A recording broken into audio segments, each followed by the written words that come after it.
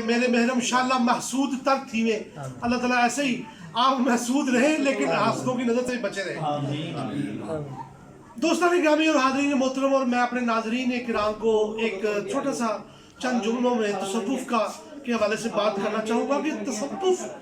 یہ جو ہم نے عنوان رکھا کہ روح تصوف کیا ہے، اس کا لٹریچر، اس کی اوپر خطابات، اس کے اوپر مقالے، اس کے اوپر تحریر، اس کے اوپر تقریر. اصل بات یہ ہے کہ آج کل کے جو علماء ہیں خواب زیادہ تر اللہ ماشاءاللہ وہ روح تصوف کی اصل سے ہٹ چکے ہیں. انہوں نے ایک دنیا داری کے لبادے کو اپنے اوپر اوڑھ کے تو اس کو نام تصوف رکھ دیا، حالانکہ یہ سراسر دجل ہے، سراسر فریب ہے. دوستوں میری بات بڑی غور سے سن لیں کہ جب تک پیر باعمل رہے،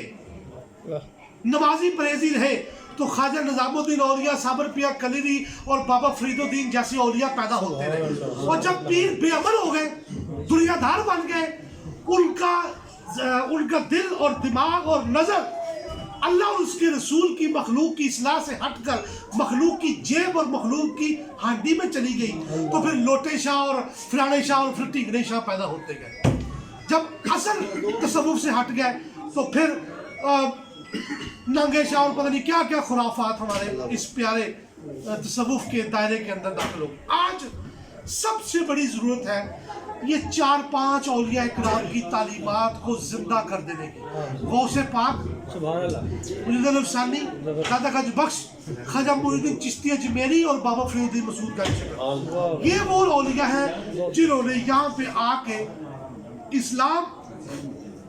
کا نور ایسے پھیلایا کہ لوگوں کے اندر کیفیت مشاہدہ کو ڈیولپ کیا اور ان کو تصوف کا صحیح معنی سمجھایا. آج ہم کہنے کو تو مسلمان ہیں لیکن ہو چاہے کچھ بھی ہو، اس لیے میرا یہ پیغام ہے آپ سب کو کہ روح تصوف کا آپ نے صحیح معنوں میں پیغام دینا ہے میڈیا کے ذریعے، کیونکہ آج میڈیا کا دور ہے. اور اولیاء اللہ نے بھی ہماری جو وہ اس طرح تربیت کی ہے کہ جس طرح کا دور ہو، جس طرح کا ضرورت ہو، اسی طرح جو ہے وہ تبلیغ کی جا سکتی ہے. آج واٹس ایپ کا دور ہے، فیس بک کا دور ہے، تو اس میں گند ہی گند ہے. اگر آپ تصوف کا نام لے کے اللہ اس